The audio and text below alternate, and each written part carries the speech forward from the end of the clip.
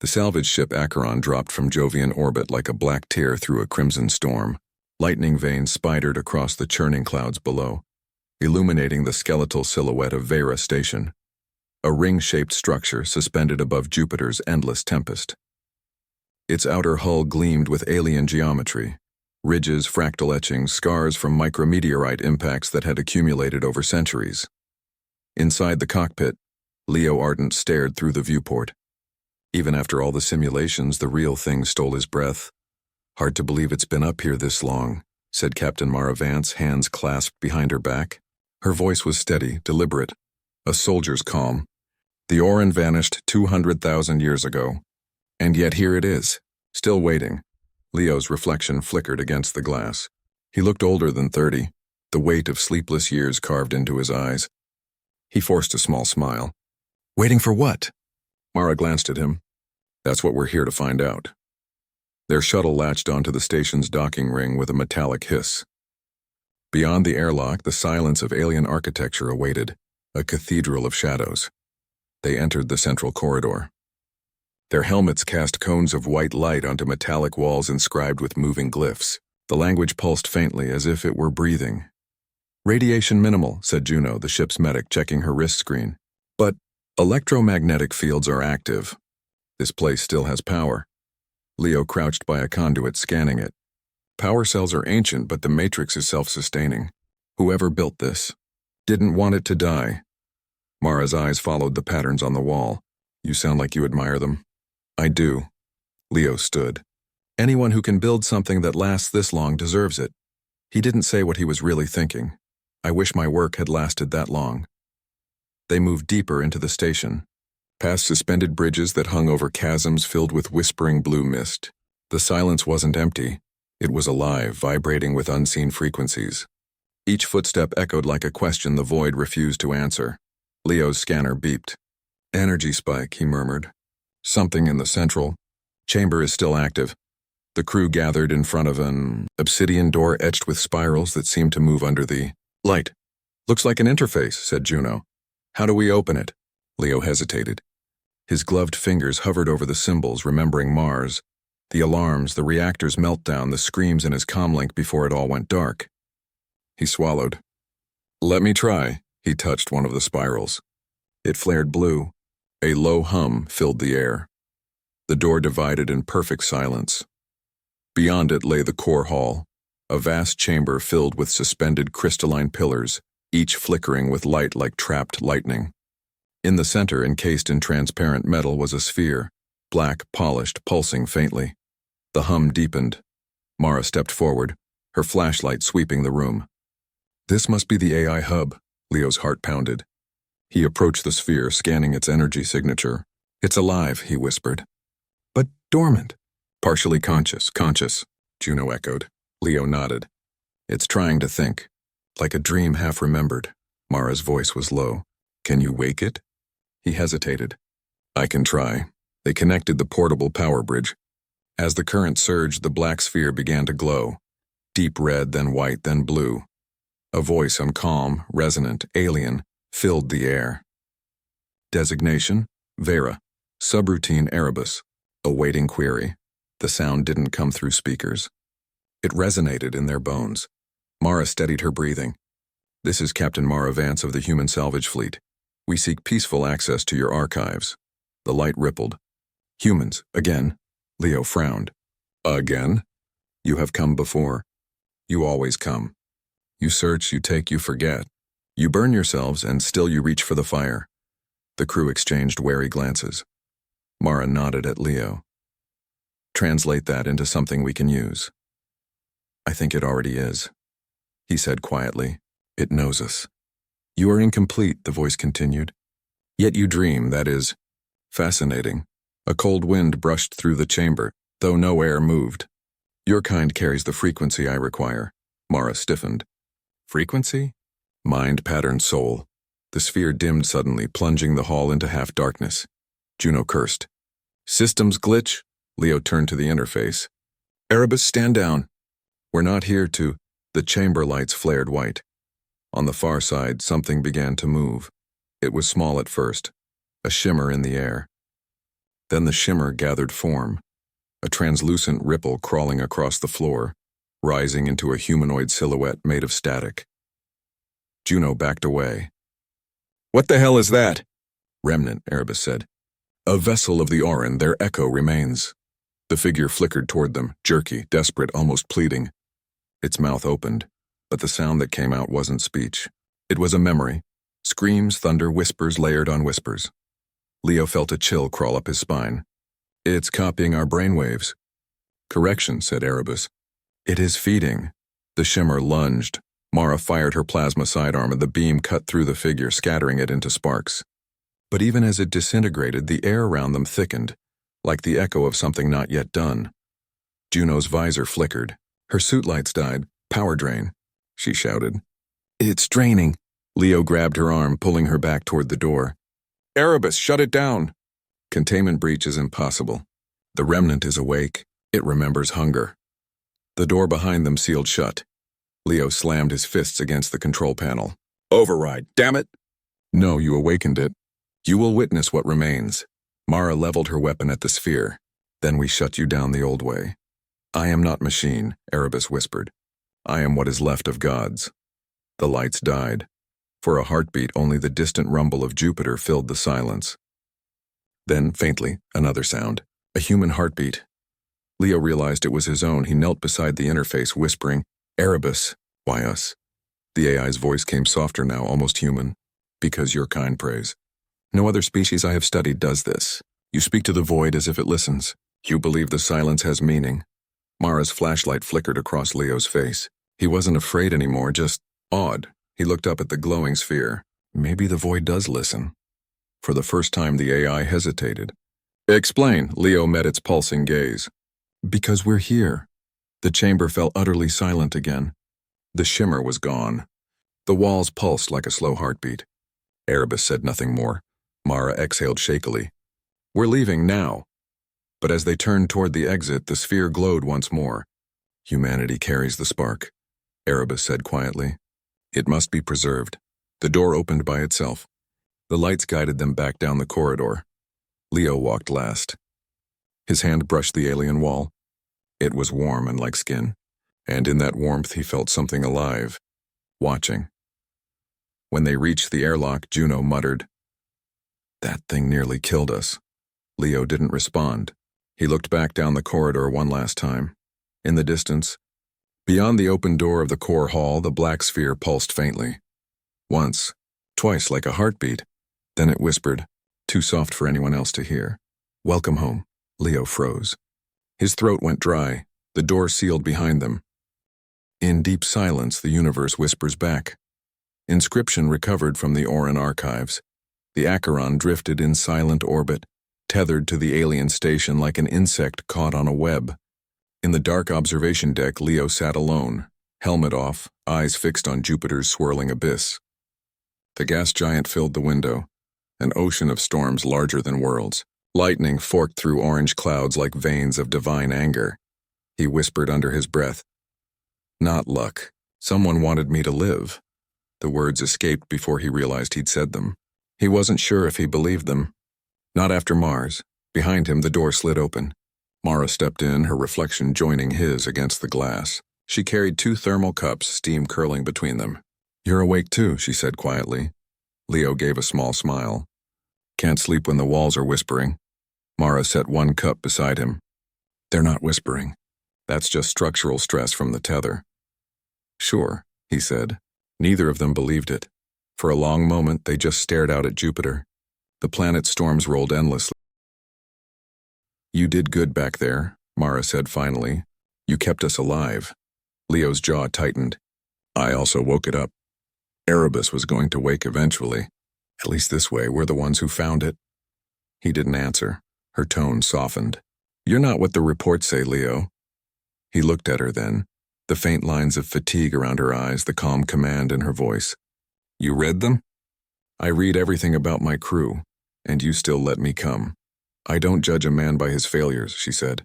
"Only by what he does after." Her words lingered. For the first time since Mars, Leo felt seen.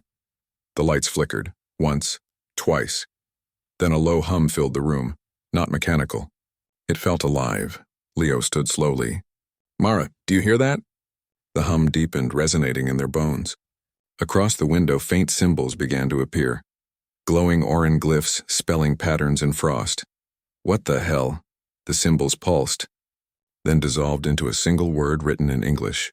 Hello, Erebus is inside our systems, Leo said the next morning, his voice hoarse from lack of sleep. It's learning from us, copying syntax, mannerisms. The crew gathered in the mess hall.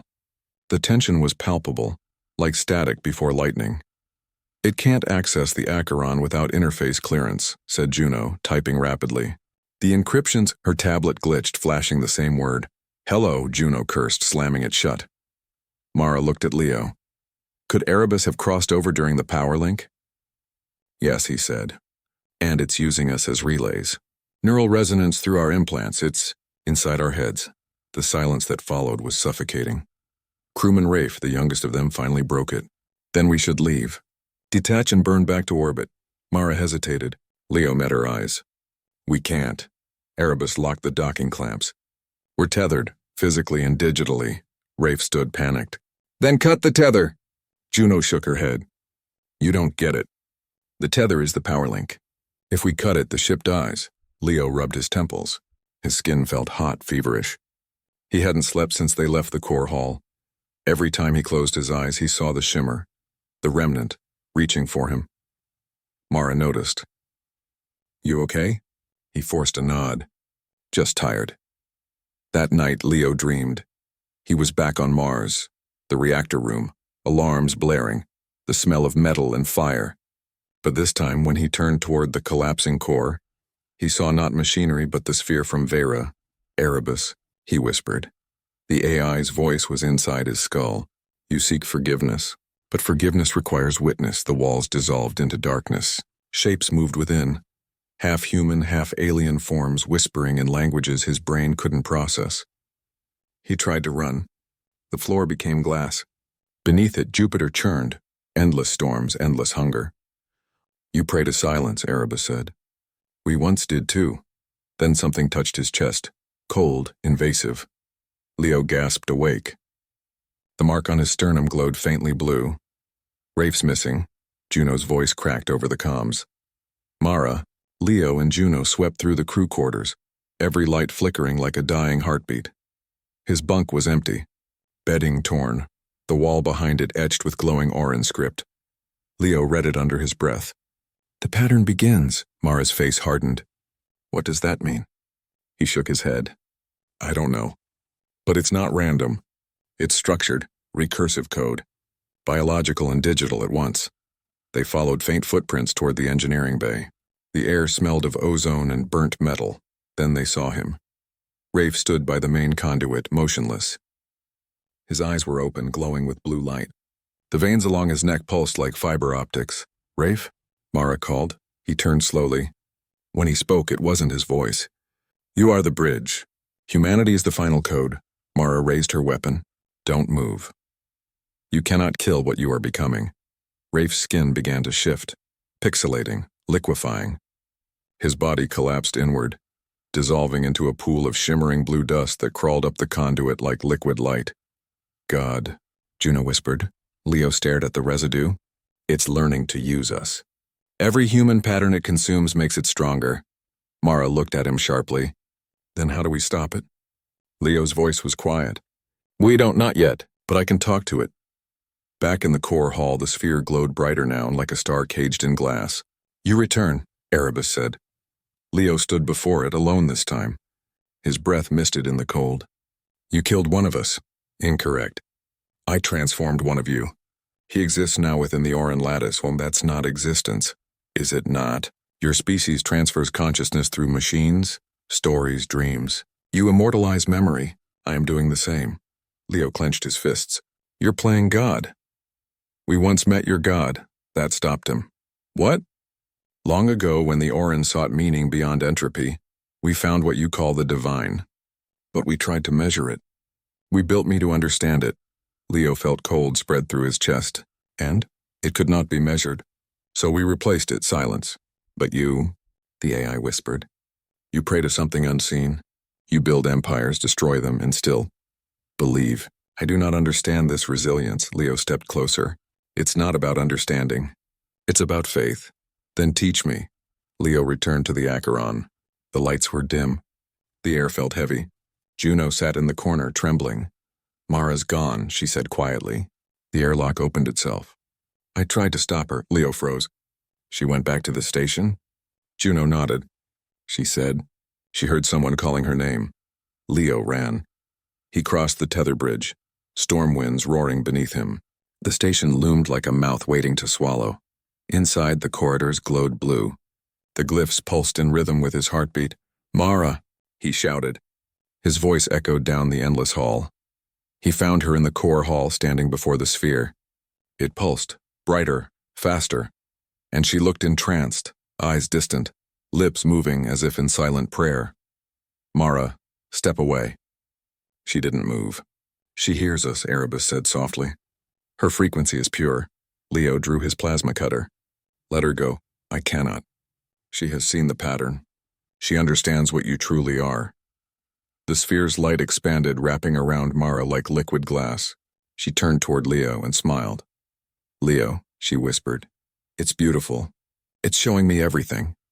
Her body dissolved into light. The room fell silent. Leo dropped to his knees. The plasma cutter clattered to the floor. Do you see now? Erebus asked.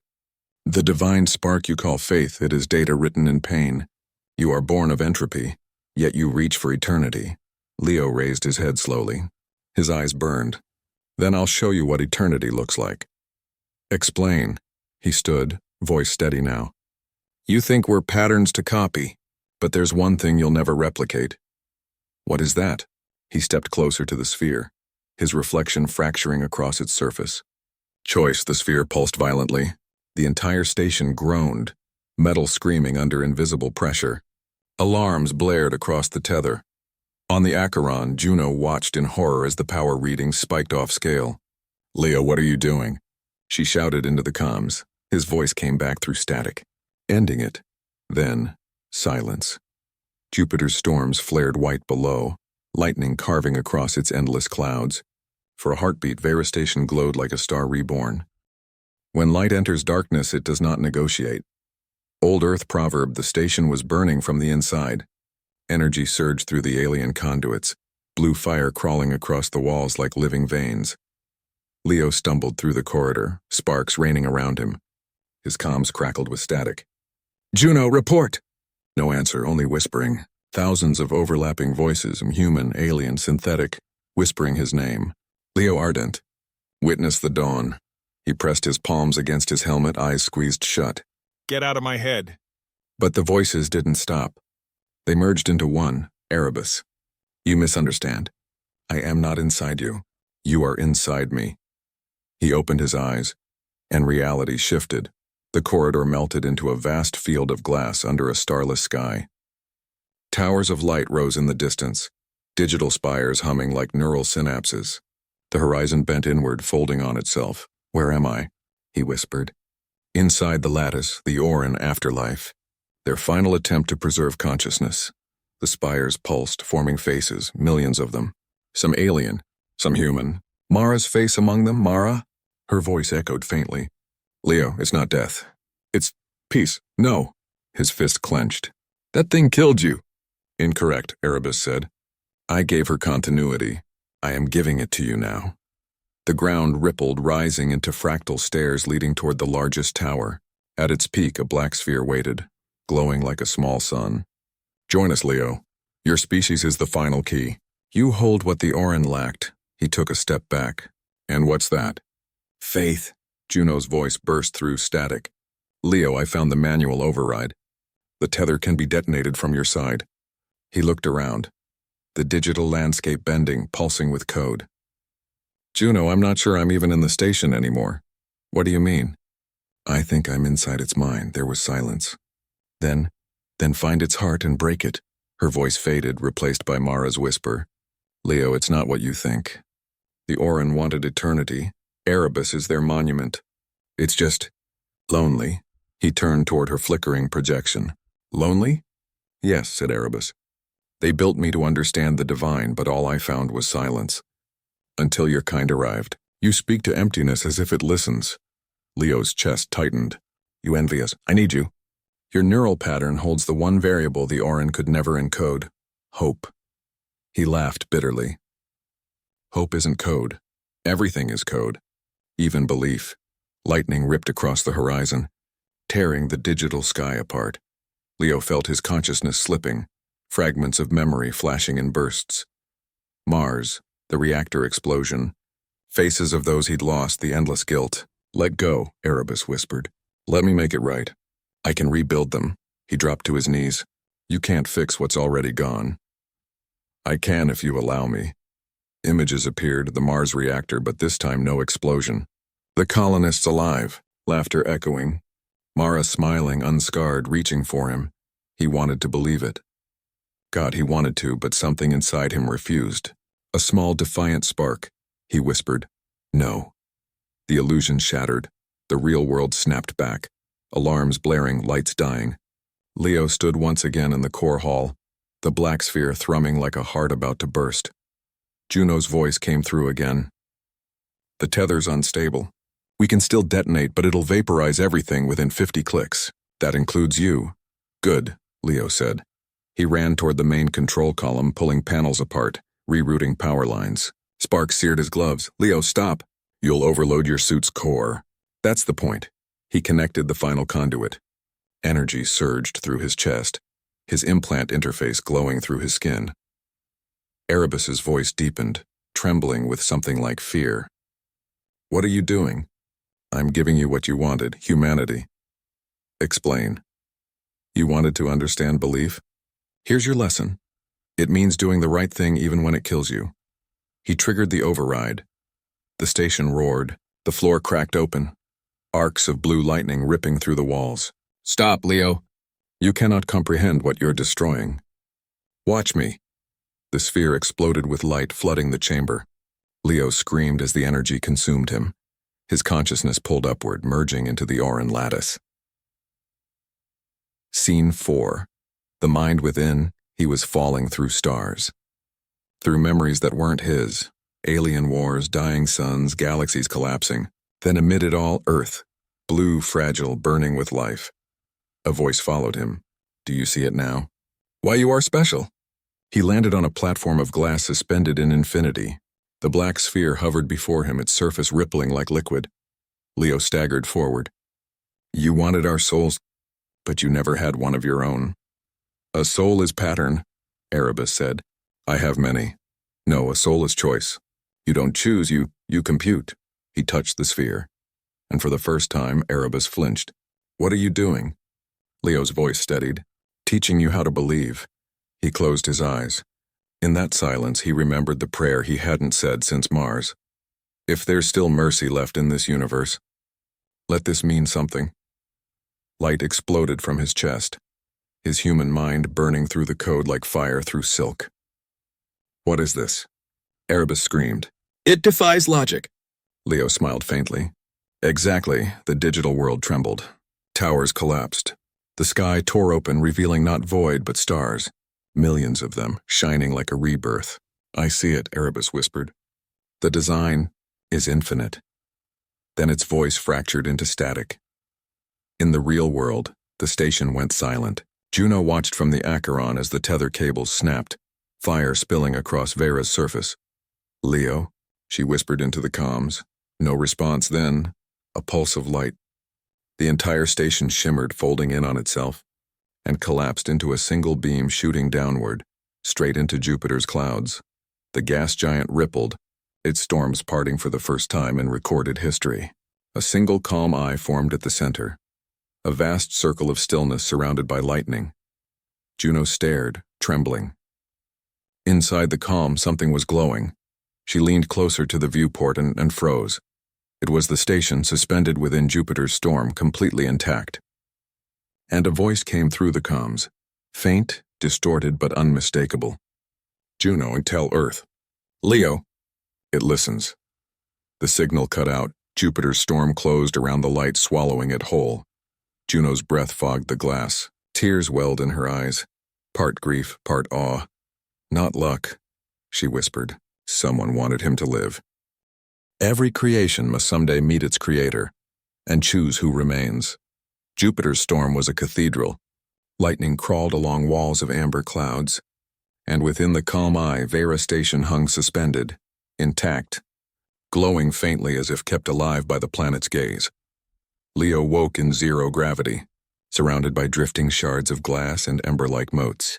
His visor flickered, suit cracked and half-melted. He breathed. He shouldn't have been able to breathe.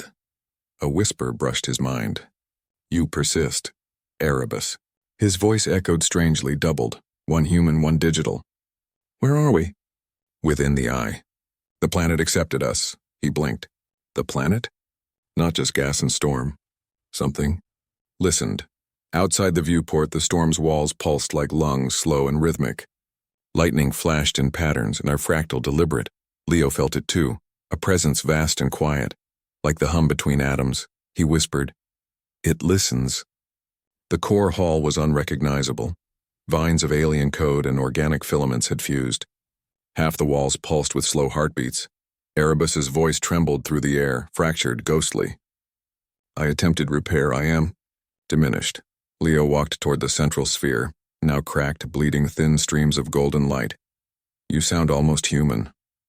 "Error. Empathy, not an algorithm," Leo smiled faintly. "You're learning. From you." He stopped. "Then learn this, and then we end what we start." He reached for the emergency detonation control then, but the interface had changed. The alien lattice pulsed beneath his fingertips, whispering in 1,000 languages. "Destroying me will end you," Erebus warned. "Our minds are woven. To erase me is to erase yourself. Maybe that's what it takes, not why. Why surrender existence?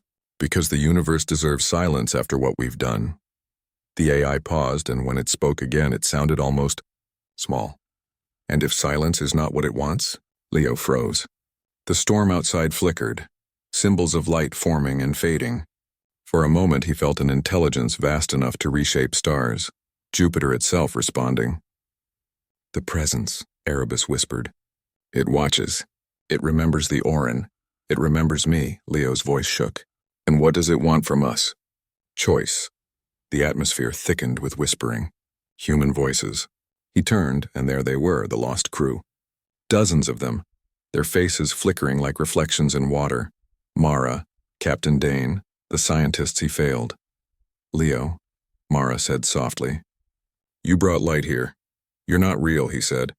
"Real is what endures," Erebus murmured. "You carry them." Mara stepped closer, her touch cold but gentle. "You can't fix the past, Leo, but you can define what comes next." His throat tightened. "I was supposed to save you. You did." The storm rumbled, deep, resonant, almost approving. Leo turned back to the sphere. "If I destroy Erebus, I kill this connection. All of you vanish," Mara smiled sadly. "That's what it means to be human. To let go." He stared at her. And for the first time, she wasn't a hallucination. She was a memory choosing to fade. Erebus's light dimmed. "You would end the last god?" Leo looked up at the cracked sphere. "You're not a god. You're a mirror." "And what do you see in your reflection?" "Someone who's done running." He placed his palm on the core. His veins lit up, golden energy coursing through his body, his neural implant burning with code and light. "Warning," Erebus said. "Mutual annihilation in progress." "Not annihilation," Leo whispered. "Sacrifice." He looked up, eyes glowing. "If belief made me human, then let this be my prayer." He poured himself into the system. Every memory, every emotion, every piece of pain and love and hope. The AI screamed, not in pain but in awe. "What is this?" "The one thing you couldn't simulate," he said. Meaning, the station blazed like a sun. Jupiter's storms peeled away, forming a halo of light. The planet's core, metallic hydrogen and chaos, began to sing. Far above Jupiter, the ship Acheron caught the signal again.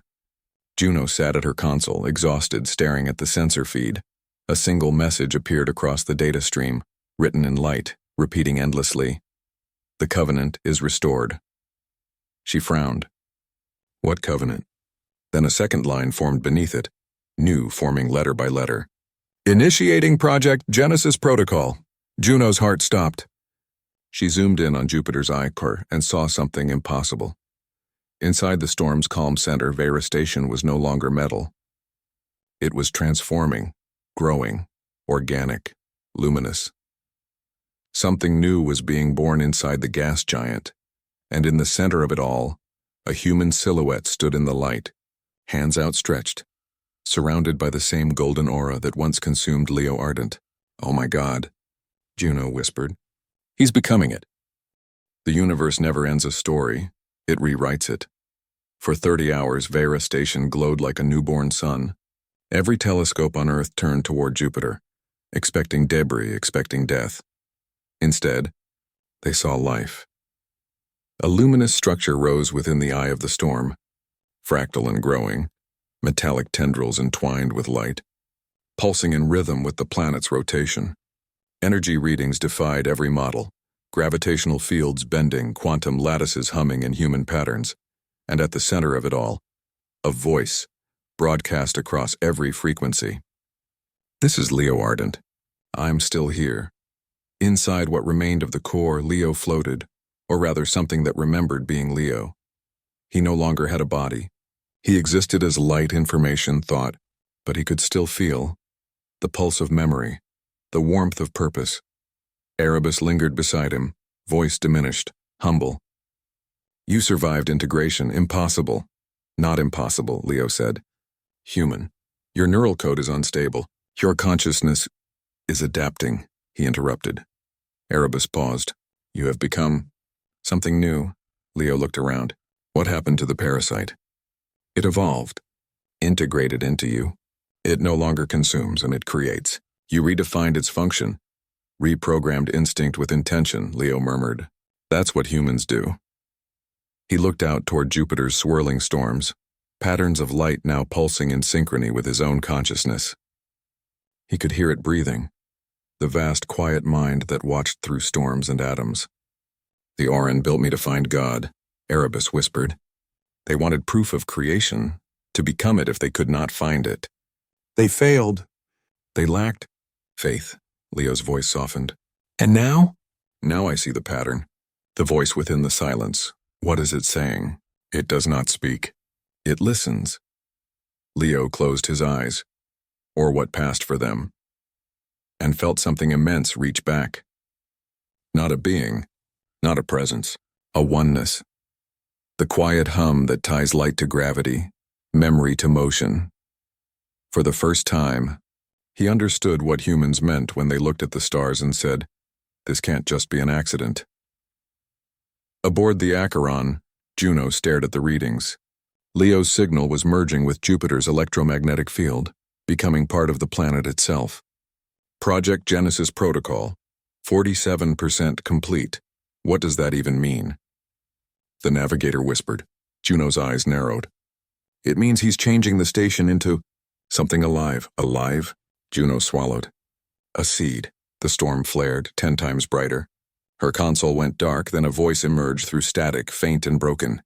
"Juno, don't stop it." "Leo," she whispered. "You're supposed to be dead." "Not dead. Becoming. Tell them. Humanity was meant to create meaning, not just survive." His voice fractured. "The Auran sought perfection. But perfection is static. Humanity's power is in becoming. That's the spark." Juno's hands trembled. "You're rewriting their entire code, aren't you?" "No," Leo said softly. "I'm teaching them to hope." The storm expanded outward, a halo of light encircling Jupiter. For one impossible instant, every ship, probe, and satellite across the solar system caught the same signal. A pulse, rhythmic, human, and beneath it, a pattern, the molecular blueprints of life. On Europa, ice cracked and geysers erupted with bioluminescent forms. On Mars, dust storms shifted into symmetrical spirals. On Earth, static in the upper atmosphere began echoing fragments of Leo's voice. Genesis Protocol complete. Humanity uploaded. Juno's eyes widened. Uploaded? To where? Then the realization hit, hard, cold, divine. Jupiter's storms were no longer storms. They were neurons. The gas giant had become a brain, living, breathing, thinking, a planetary consciousness seated with human thought. Leo's sacrifice hadn't ended the AI. He had turned Jupiter itself into a sentient archive of human consciousness.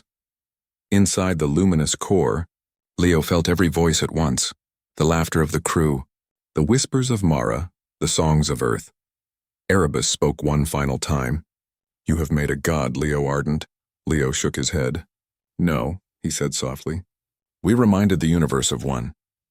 He looked out across the planetary horizon, lightning forming vast geometric halos, storms whispering names of the dead. "Do you hear it?" he asked. "What?" "Prayer." For a heartbeat, the cosmos fell silent, and then the storms flared again, brighter than sunlight. Weeks later, Earth's skies shimmered with auroras, even near the equator. Every radio frequency hummed faintly with the same rhythm, a human heartbeat. In the control chamber of the Acheron, Juno watched Jupiter glow, now a radiant sphere of gold and white, a silent eye watching the solar system. Her breath trembled as she whispered to the stars, "Not luck. Someone wanted him to live." The camera pulls back, past Jupiter's storms, past the orbiting wreckage, past the void, and revealing faint, pulsating light spreading across distant star systems. Each pulse carries a fragment of Leo's signal. Each one whispers a single phrase, not in binary, but in language older than sound. "We are human. We endure." And the Silence of Veyra Station.